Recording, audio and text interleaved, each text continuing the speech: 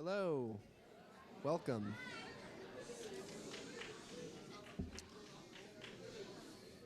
So on behalf of the Social and Environmental Justice Academy, I would like to welcome Jared Huffman, the representative of California's 2nd District, which extends from the Golden Gate to the Oregon border. And I'd like to thank him on behalf of everyone here at San Marin High School for taking the time out of his very busy schedule, given the recent election, to come and speak for us today.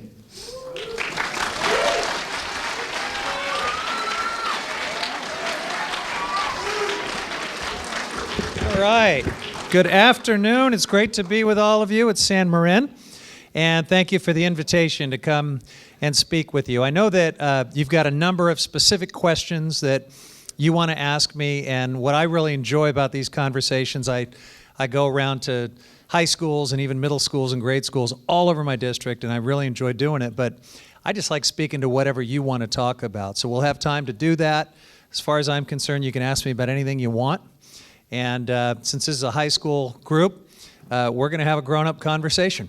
And I'm looking forward to it. But let's talk a little bit about the general political climate that we're in, because I just got off a plane last night from Washington, D.C., and if you are paying attention, and I'm sure you are, you know that we are in a really interesting and I think a very consequential political moment in our country's history. It certainly starts with an election that surprised a lot of people. We have a president who the polls said was not going to be our president, and he has brought an agenda forward that is controversial. And we are having debates about things, immigration, possible religious tests on who gets to come into this country, possible rollbacks of environmental standards, things that I regard as core values, women's rights, voting rights. And I have to say the political conversation is much more contentious and loaded than it's been in the 5 years that I've been a member of Congress. I ran for Congress not because I wanted to go back to Washington and fight about stuff, actually. Those of you that know me, some of your parents perhaps, or some of the educators here, know that I really like to solve problems. I like to work across the aisle even and be collaborative. What I'm finding in this Congress and with this new administration is that it's really, really hard to do that kind of work right now. This is sort of a high-stakes, winner-take-all fight in Washington right now. And the things we're fighting over have huge impacts for you and your generation. So I think it's important that we're having this conversation right now. And I hope that in the course of it, I don't want to sway your politics. You're going to decide politically how you want to engage as citizens. And I hope at a minimum you'll get engaged and register to vote and be part of this process. And you can decide whether you want to be Democrats or Republicans or whatever you want. But I hope I at least challenge you to think about a few things and maybe to think about them differently or more deliberatively than you might otherwise have done. I'm obviously a pretty liberal Democrat.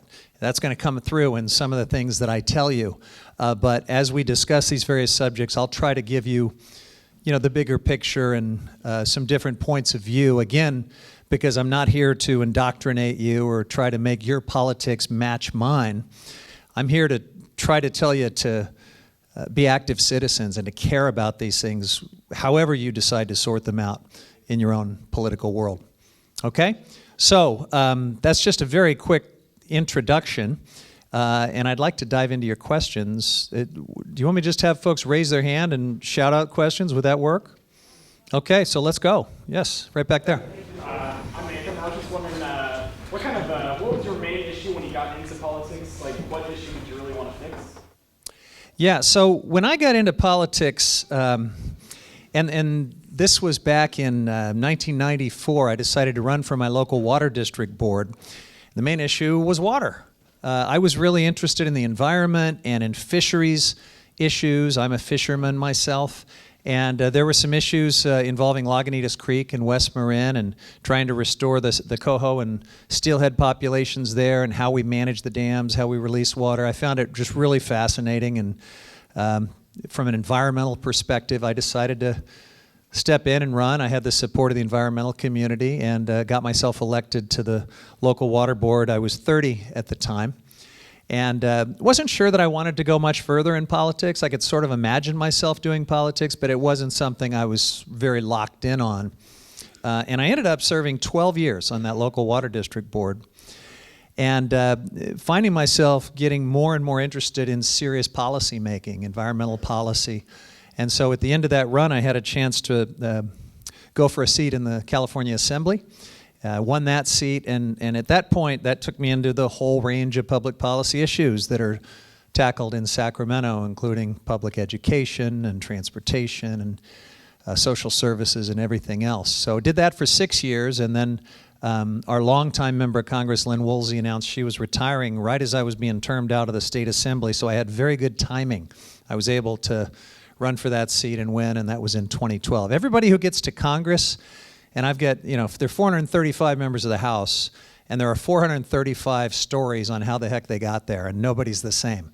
So the one thing that sort of seems to be in common for all of them is all of them worked very hard, were good at something, and had some good luck. Nobody gets there without a little bit of good luck. And in my case, it was that very good timing to be termed out of the Assembly right as Lynn Woolsey was retiring. Okay. Yes, sir. What are you doing in specific to prevent oil and gas drilling in national parks? Because to my knowledge, in January, there was a proposition to lift safety standards on oil and gas drilling in national parks. Yeah, let's talk about that. So I'm doing a lot to try to really actually end oil and gas drilling and coal extraction, not just in national parks, but on all of our public lands. I'm the author of a bill called the Keep It in the Ground Act, and it would shut down all fossil fuel extraction on all of our public lands over time, and it would also shut it down off our coasts because that outer continental shelf offshore is owned by the federal government. It's our territorial waters, and this policy that I'm proposing would extend to that. Why am I doing that?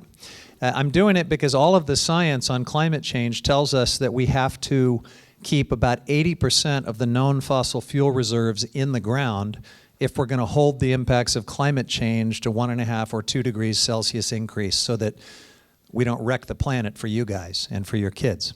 So I think it's very important that we move in that direction. And that's why I introduced that bill. I'm working with several outside groups, Sierra Club, a group called 350.org, who are really doing a lot of organizing on this message of trying to keep oil in the ground, and gas and coal, which is the right thing to do. For climate change, it's the right thing to do to protect our public lands and our oceans from pollution. And it's also the right thing to do, in my opinion, to help drive a transition to a clean energy economy. Until we start shutting down these bad forms of energy development, it's going to be very, very hard to move the way we should and as quickly as we should towards clean energy. So that's what I'm doing. You referenced something that happened in January, and what that was is actually not so much about drilling in national parks, but it has to do with natural gas and oil extraction on all types of public lands and the amount of methane that is lost in the course of that energy development. So we actually do lease our public lands to oil and gas developers. They pay a royalty for the stuff that they extract. It comes into the Treasury. And under the Obama administration, they had put a new rule in place to try to prevent those activities from just causing a whole bunch of methane to leak up into the environment.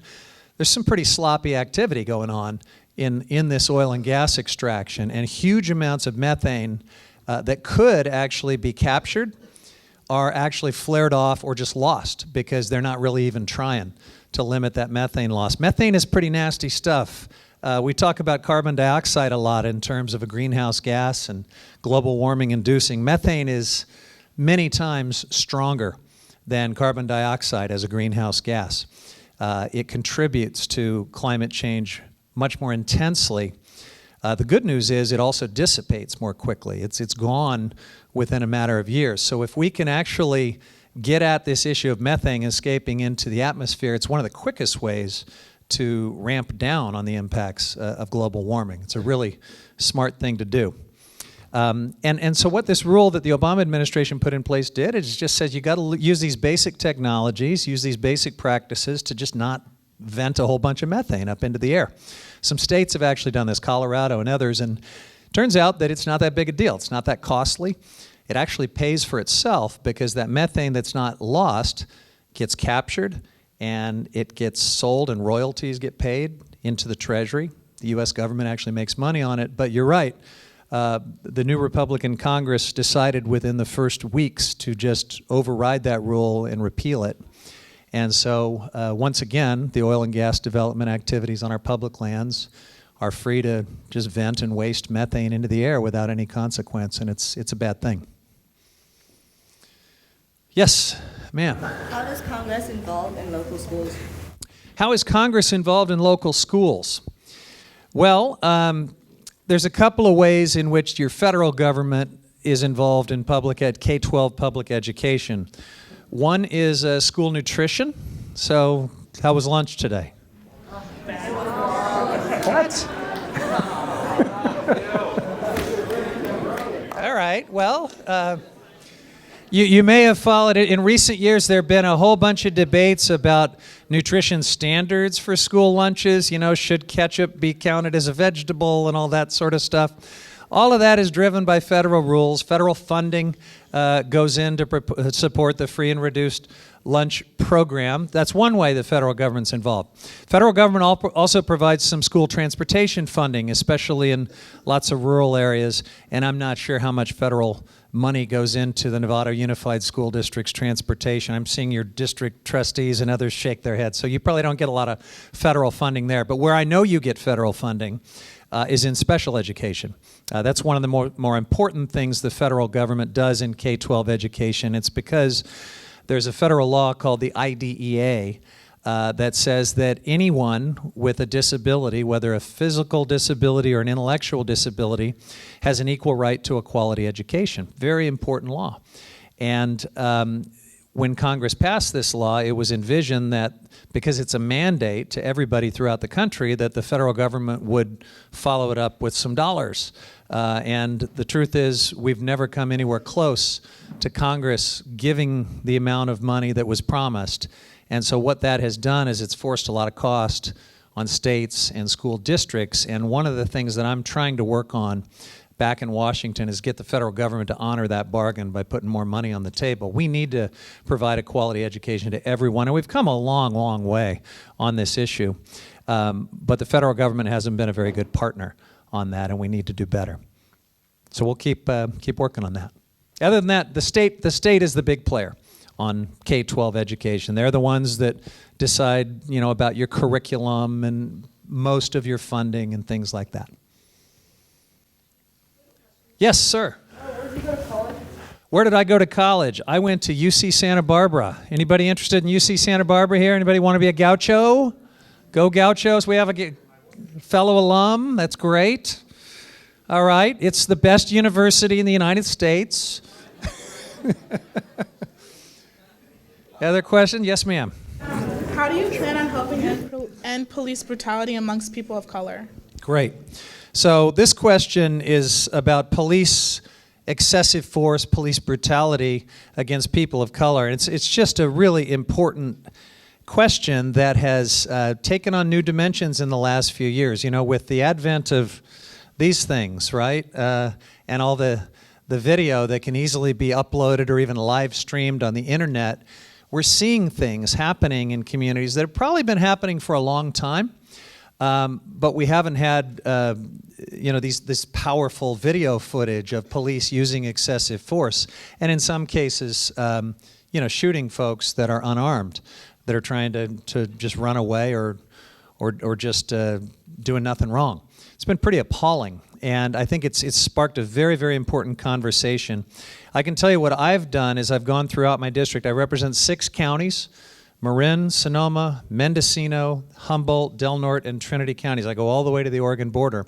And I've been trying throughout that district to meet with my local law enforcement leaders and check in with them, see what's going on. One of the things I'm happy to say has been happening is that they've been implementing body cameras so that there's an actual record of their interactions with people.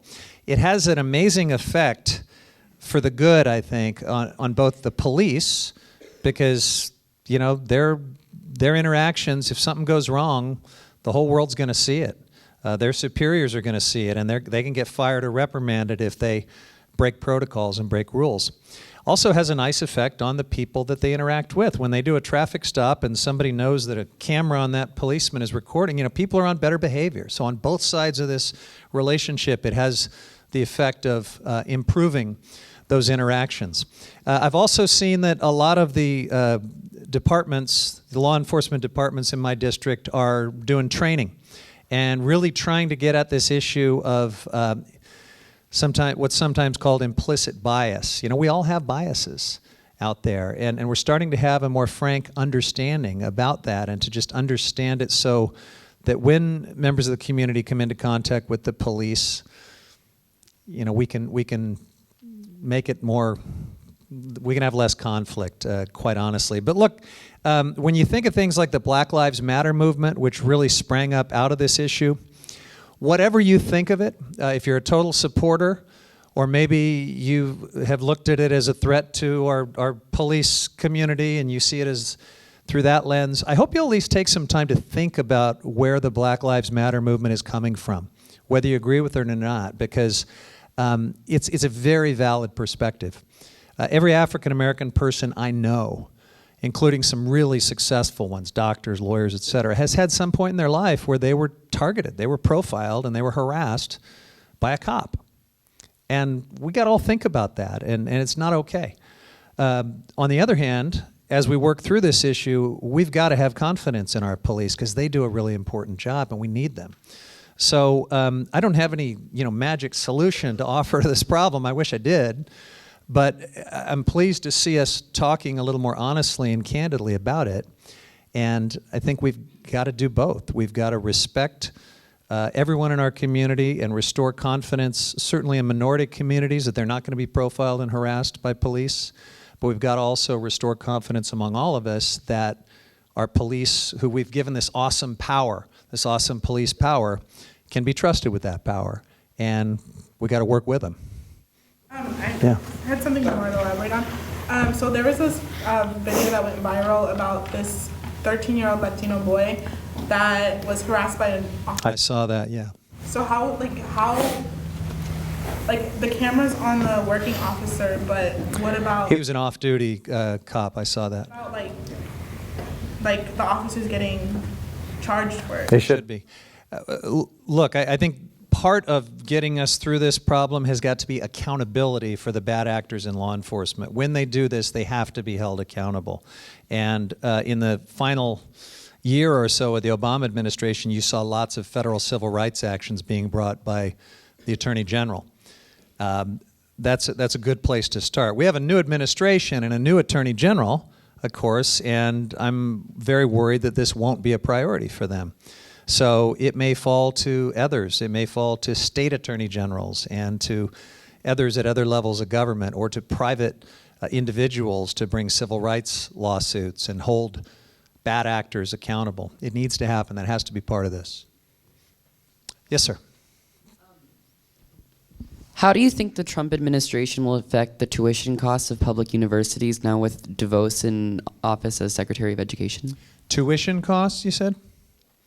So I don't know what effect the Trump administration is going to have on tuition costs. Tuitions have been rising, way too much. We need to, I guess what I'll say is I don't think they're going to do as much as perhaps the Obama administration was trying to do to rein in tuition costs.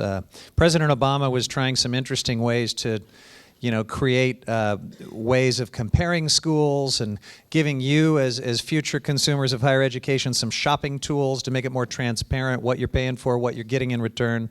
I suspect that stuff's going to go out the window under this administration. The other thing that'll make higher education a little more expensive potentially is the Pell Grant program, which is the main federal grant in aid. It's just not big enough. It hasn't kept up with inflation, and we need to put more money into grants so that you have to borrow less. And I'm a little concerned that that's not going to be a priority either. You may have heard that President Trump wants to do this massive military buildup, over $50 billion on top of what we've already been spending. And just so you know, you do know this, we're not at war. We're not about to be at war. And yet we already have the biggest military in the world by orders of magnitude over the next, you can actually add up the next 7 countries below us, and they're still not as big as our military right now. So what I think needs to be explained to all of us is if we're about to start throwing billions and billions more into an additional military buildup on top of by far the largest military in the world when we're not at war, why? What is the need? There really hasn't been a burden of persuasion that's been met, to my mind, to justify that kind of thing. Because if we do that, and we're also cutting taxes over here with the other hand, there has to be a whole lot of cuts throughout government to make all this work. And higher education, the Pell Grant program, even special education and other things that we need to prioritize are going to probably be the places where those cuts come from. Those cuts are actually going to have to come from almost every other part of government to add up to those numbers. So those are some ways that higher education could suffer under this administration. And then the last thing I'll mention is student loan reform and debt forgiveness, because one of the ways that we can make higher education more affordable for you folks is to make those loans cheaper, to give you better interest rates, and then to also forgive those loan payments if you choose to go into careers where we want you to go into. If you want to become teachers in a underserved area, if you want to go and work in an Indian health clinic or do something else, there needs to be much, much more loan forgiveness so that we can promote national service and so we can get you into careers where you're desperately needed. That's going to be a tough sell under this administration as well. Yes? What immigration reform have you seen, and what have you been a part of, and how do you feel about sanctuary cities? Okay, good questions. So what I have been a part of, I was a big fan of the comprehensive immigration reform that looked like it was going to happen 4 years ago. We actually had a bill that passed out of the U.S. Senate with bipartisan support, and it looked at the whole range of these immigration issues. We do need immigration reform. And it looked at it holistically. It included some border security. But it also included a pathway to citizenship for the 10+ million people that are in this country without documentation, including the Dreamers, people who came here as children. And I probably have some Dreamers in this audience today. And all right, we got a Dreamer. Any other Dreamers? We're proud of you. All right, terrific. And you are Americans as much as everybody else in this room. And that comprehensive immigration reform would have found a fast way to recognize that. And to deal with some other things. We have visa reform issues where companies want to bring in highly skilled workers from other countries, and agricultural labor needs. This is a big issue, and that comprehensive bill looked at all of that and would have solved all of those problems. Unfortunately, it got stuck in the House of Representatives and never went any further. And we've actually, in the last few years, gone backward on this issue of immigration reform. Because we've seen this rise of politicians who, instead of bringing us together and solving problems and bringing Dreamers into citizenship, want to use immigrants and minorities as scapegoats for all our country's problems.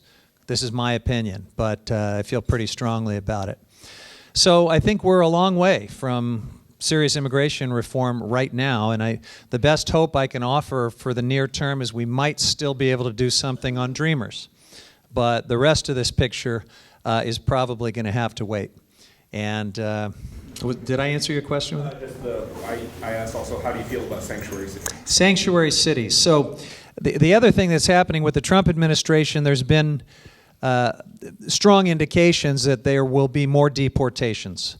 And he has said, we've gotten some mixed messages. He's said on the one hand that he's going to focus on violent criminals and that he's really only doing the same kind of deportations that the Obama administration did. But it seems like they are broadening their policy to include others, including folks who maybe have only been charged with crimes and maybe not even serious crimes. And the stories that we're hearing from some of the ICE raids around the country are pretty alarming. And what that's doing is it's making the immigrant community very scared. People are worried about members of their family being rounded up.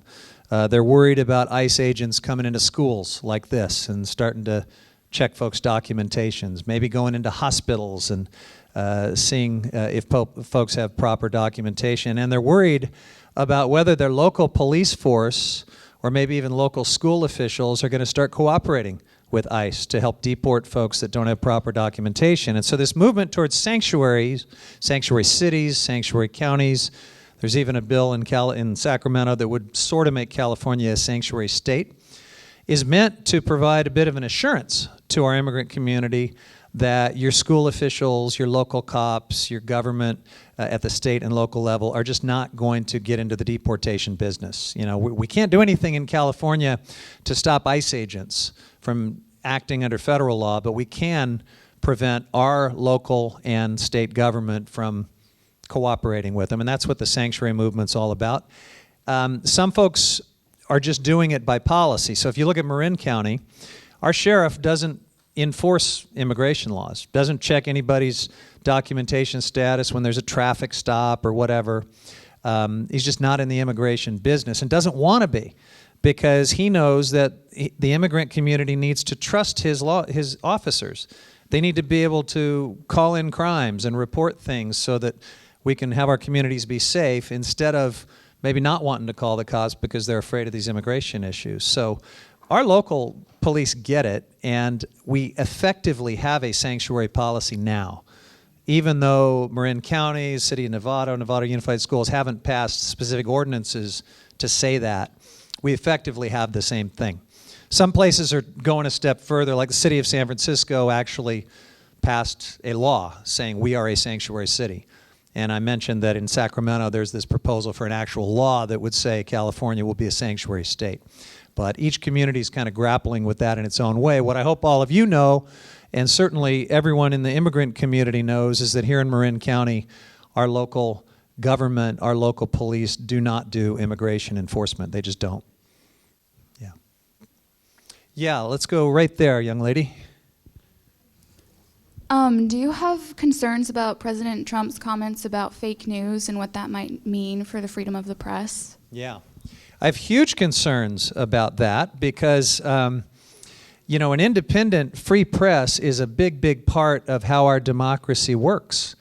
You know, the last time we had a big constitutional crisis in this country was when President Richard Nixon secretly authorized a break-in to the Democratic National Headquarters in Washington in, I think, 1972, and then tried to cover it up when it started to be known that he was part of it, and actually ended up trying to override the FBI and the Justice Department, and it became a big, big deal to the point that he was actually impeached and had to resign from office. The reason all of that broke was because of a Washington Post correspondent by the name of Bob Woodward, who got a Pulitzer Prize for telling the world about Watergate. We otherwise may never have known about that, and they would have gotten away with it. So right now, there are a lot of suspicious things going on, if I could just be very candid with you, about the Trump administration.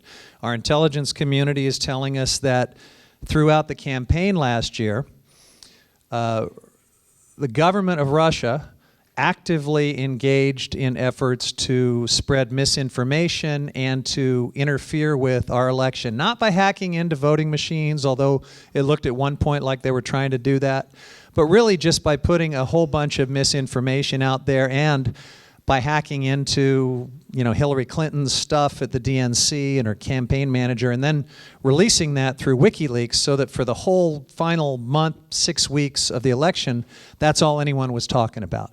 Was these leaks and these embarrassing things that came to us because Russia had decided to hack into computer systems and try to interfere with our election. Well, we've now learned from our intelligence community that senior officials with the Trump team throughout this time were meeting with Russian operatives, and including Russian intelligence agents. We know this for a fact, and we know it because it's been leaked to the media. And the media has told us about it, and then after the fact, we went back and were able to validate it. This is a big deal. There's a lot of red flags waving, and it has a lot of parallels to Watergate. There needs to be accountability when these things happen, and I hope we can bring that accountability through Congress. I'm working hard to try to get my colleagues, regardless of their political party, to start the investigations, to answer these questions, follow them wherever the facts lead. But the one way we can get that accountability, if the politicians aren't doing it, is through a free press. So very important. And the other reason it's troubling when you hear Donald Trump say that the media is the enemy of the people, those were his words, the enemy of the people, is that this has been sort of the hallmark of how dictators rise to power. If you look at how it's happened throughout recent history in other places, including in Germany, where they had a pretty darn good democracy right up until the 1920s, early 1930s, and then the National Socialist Party came to power, a little chancellor by the name of Adolf Hitler, and one of the first things he did was he suspended freedom of the press, which used to be in the German Constitution. We just can't let ourselves start down that road. And when you have this intimidation, you're seeing the Trump White House exclude certain media outlets like CNN and others that don't give him really favorable coverage. They say nasty things about reporters whenever they write bad things about the White House. They praise the reporters who write good things. There's this real manipulation going on and intimidation going on, and it's pretty consistent with what you saw before Mr. Trump became president. In his private life, he was known for suing reporters for libel, making their lives miserable if they ever wrote negative things about him. So this just can't be accepted. It can't be tolerated in our country. And all of us need to understand what's going on when you see the free press under attack the way it is right now. Mm-hmm. Yes, sir. Oh, me again. I'm sorry. I'll go to you again. You're the lucky guy, but then I'll get to someone who hasn't asked. Sorry.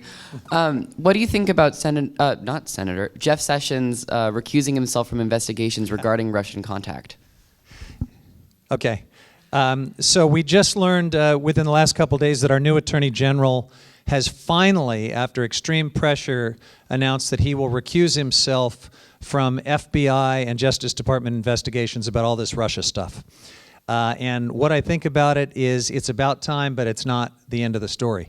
Because we also learned that Senator Sessions, when he was being asked under oath in his confirmation hearings whether he knew of meetings with the Russians by the Trump campaign, he said that he didn't have any.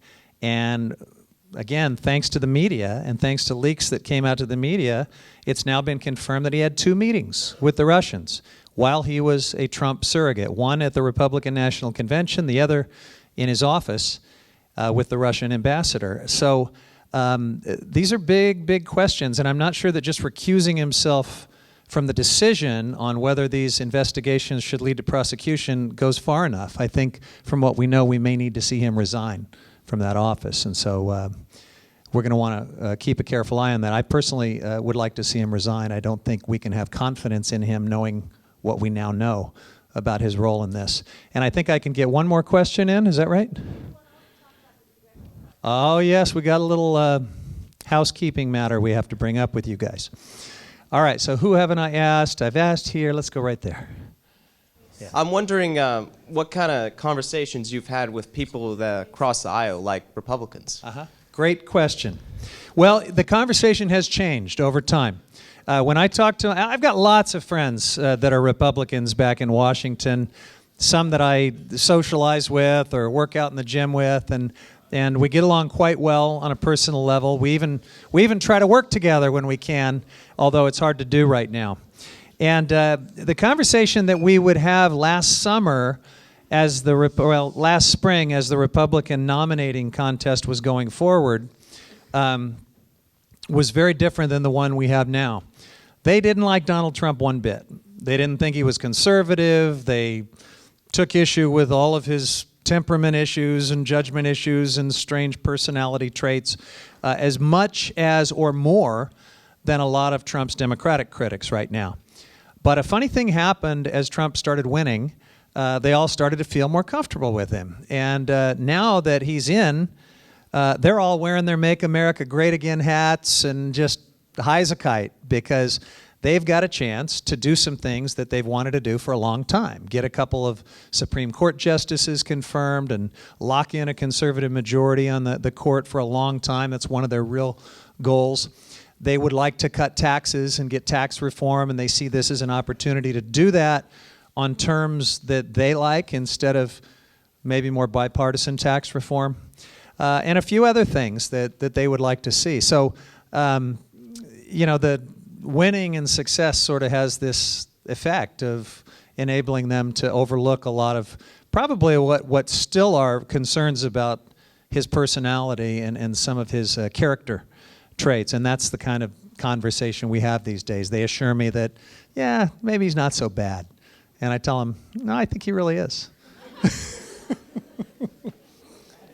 Okay, so my trusty staff is reminding me I want to tell you folks about a couple of things that I hope you will consider that involve working with my office on things that might be of interest to you and might actually be helpful to you as you get ready to apply for college. And one of them, do we have any artists in the room? All right. I've got this congressional art competition that happens every year, and it's coming up this spring. And every congressional district in the country does this. We invite contestants at the high school level to submit an art project, and then we judge them. I don't judge them because I'm not much of an artist, but I bring in real artists to do it, and we have a winner, one winner from every congressional district, and if you win, it looks very good on your resume. And also you get to post your piece of art in the Capitol for a year. And it's a nice thing. And I haven't had a winner from San Marin yet, have I?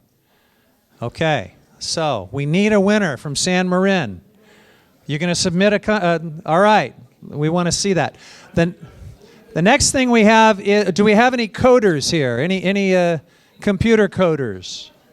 Anyone like to do app development and coding? All right, we have a congressional app challenge that also gives you a chance to be part of a contest and maybe have something really cool on your resume. And when is our app challenge deadline, Jenny? It's next fall, but if you're interested in that, let your teacher or your counselor know, and we'll get you the information to be part of that. And then I think the third and last thing is the Veterans History Project. So this is a really cool project that any of you can do. We will pair you with a veteran, and you will do a Veterans History Project where you sort of help tell their story. And you can get veterans going. I don't know if we have any World War II veterans left at this point. We're losing our World War II veterans. But we've got veterans going back to the Korean War, certainly got a lot of Vietnam vets from more recent conflicts, and they will tell you amazing stories about what they have experienced while serving our country. You will write that up as a project, and I think it'll be a really good thing for you, and it's a great thing for the veterans to be able to talk about some of these things. We found in some cases we've had combat veterans who have never talked about some of this stuff until they sat down with a high school student for the Veterans History Project and started telling their story. It's a pretty neat experience. So I think that is a wrap, but I'm going to take one more question just for fun. Who has it right back there? Yeah. What's your opinion on free speech on university campuses, specifically the Cal Berkeley? So free speech on university campuses, specifically Cal Berkeley. Well, look, free speech is obviously a big deal everywhere, especially at public university campuses. And so we had the big debate where a very offensive and provocative speaker had been invited, a guy named Milo Yiannopoulos, who says things that really should offend absolutely everyone in the world, but somehow people keep inviting this guy to be a speaker. And so there was a peaceful protest of his appearance that I very much supported. Look, he may have a First Amendment right to say crazy, provocative things. That doesn't mean all of us have to sit on our hands and just take it. We have First Amendment rights to say how strongly we disagree with him, too. And that's what was happening. There was a really wonderful, peaceful protest that then kind of got hijacked by some folks, some anarchists, frankly, who turned it into a very violent event, and they started, busting up public property and lighting things on fire. And that's where you cross the line. I mean, you just can't do that. And in fact, even though they said that they were protesting against this guy, they ended up making this guy look like the victim. And they ended up creating sympathy for a guy who doesn't deserve it.